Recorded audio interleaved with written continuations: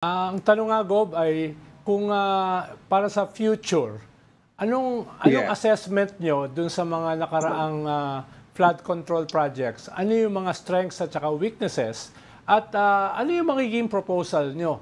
Halimbawa kasi nagiging focus ngayon itong flood control dahil marami ay graph-ridden at saka inefficient.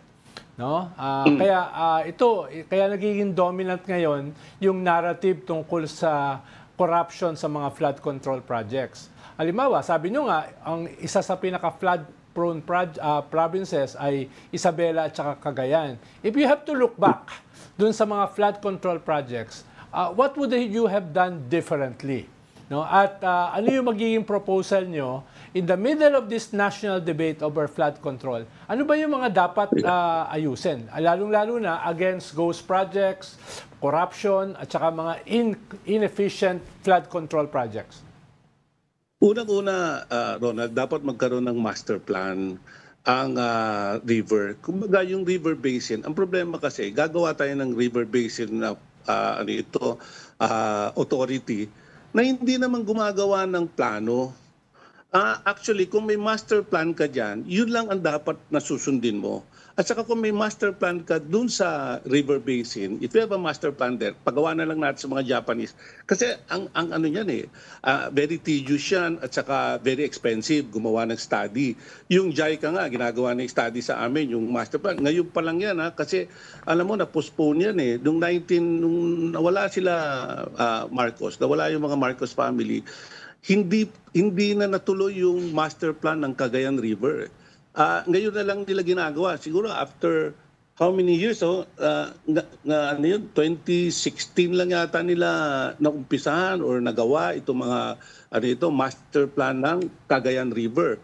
So in a way, Governor, yes, using the bridge as an example, mas mabuti pa na JICA na lang ang gumawa, kahit mas mahal relatively, at least nakatayo pa yung tulay. Ganun din ang sinasabi nyo dito sa mga flood control. Mas mabuti pa kung foreign development agencies ang gumawa kesa ipagawa sa DPWH na kahit mas maliit ay mas open sa corruption at saka inefficiency.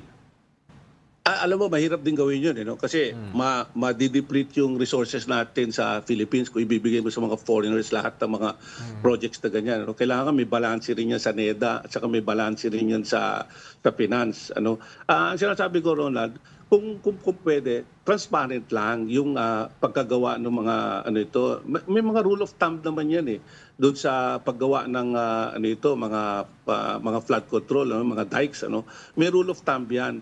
Ikuan lang nila. At saka dapat may guarantee na in 5 years kailangan hindi masira yan. Yun lang ang guarantee natin. Pero pagbigyan din natin yung mga local contractors natin. Kasi kung wala yung mga yan, hindi rin mag-spur yung economy doon sa probinsya at saka doon sa region. Kung binibigyan natin lahat sa mga Hapon yan, wala na tayong pera at saka hindi iuunlad din yung natin. Yung graph naman nasa sa nasa sa values na ng tao yun kung paano nila di ba? Yung magandang statement nga no Sona narinig ko, mahiya naman kayo. Hindi ba? Yun na yung dapat tumatak doon sa mga politiko, doon sa mga contractor, at saka sa lahat na mahiya naman kayo. At saka kung walang hiya. Kung walang hiya, wala tayong magagawa doon. Bahala na Diyos doon. Governor, ilang beses nyo na po na-defend yung contractors sa Isabela. You're willing to speak up for them kay President Marcos?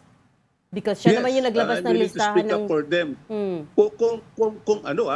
Kung after yung investigation ng DPWH, kasi meron din mga hindi taga-Isabela na contractors dyan sa na yan Saka alam naman natin, may mga kilala naman tayong mga contractors na maayos naman yung gawa nila. So, tama na yung blame game. Sana, kung tayo, gawa tayo ng master plan, i-open natin sa public, maging transparent, tapos yung DPWH at saka COA. Kasi dapat ano yan, magkasama yan, DPWH, may COA yan eh. Sasamahan nila yan yung pag-inspect ng mga projects yan sa mga nagagawa niya. Tapos ma-involve din sana kami mga local governments para at least makita namin talaga na mabigyan kami ng power. I Yes? think, Governor, you also have your own power to inspect, di po ba? I mean, we don't have to wait on national government to initiate the investigations. Because you're on the ground, pwede naman po kayo na lang.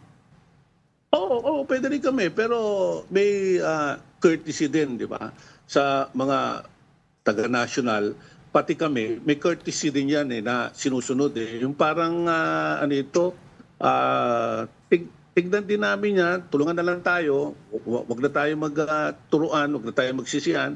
At saka nandiyan naman yung Commissioner of Audit para tignan din kung tama yung mga ano. Kundi, wala na. Ang mangyayari sa amin, puro bantayan na kami ng bantayan dito para kami naging pulis.